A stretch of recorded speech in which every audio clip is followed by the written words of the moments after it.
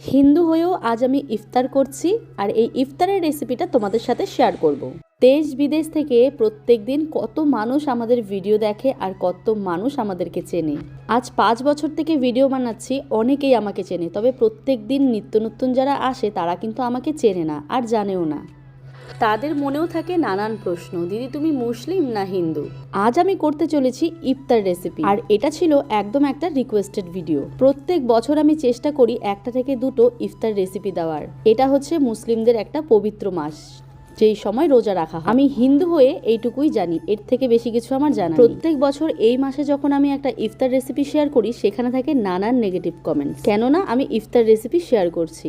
এইটুকু জ্ঞান নেই যে আমি এখানে রেসিপি শেয়ার করছি, আমি কিন্তু ইফতার করছি না। যারা এই পবিত্র মাসে রোজা রাখছে তারা কিন্তু প্রত্যেক দিন নিত্য নতুন খাবার খাচ্ছে, আর তারাই আমাকে রিকোয়েস্ট করছে দিদি তুমি আমাদের একটা ইফতার রেসিপি করে দেখাও, কারণ তারা আমার ভিডিও দেখে। হিন্দু মুসলিম নির্বিশেষে আমার ভিডিও দেখে বলে তারা আমার কাছে এই ছোট্ট একটা আবদার করেছে, আর তাদের আবদার আমি পূরণ করব না সেটা তো হয় না। আর এটা তো একটা সামান্য রেসিপি মাত্র, প্রত্যেকদিন আমরা নিত্য নতুন কতই না রেসিপি করি, একটা রেসিপি যদি তাদের জন্য দেখাই ক্ষতি কি? আমরা প্রত্যেকেই নিজের ধর্মকে সম্মান করি, তবে নিজের ধর্মের পাশাপাশি অন্য ধর্মকেও আমাদের সম্মান করতে হবে। এই মনুষ্যত্ব বোধ যার মধ্যে আছে তারাই মানুষ। সামান্য একটা ইফতার রেসিপি তৈরি করার জন্য যদি আমাকে এত কথা শুনতে হয়, যাকগে আজকের রেসিপিটা একদম সিম্পল ছিল, পুরো ডেজার্ট আইটেম, মানে তোমাদের খাওয়ার পর এটাকে তোমরা রাখতেই পারো। কিছু ব্রেডকে সাইড থেকে কেটে ভালো করে ভেজে নিয়েছি, দুধটাকে ভালো করে জাল দিয়ে কাস্টার্ড পাউডার দিয়ে দুধটাকে ঘন করে নিয়েছি। তারপরে দেখো ভাজা ব্রেড দিয়ে 3 লেয়ারে আমি ডেকোরেশন করছি।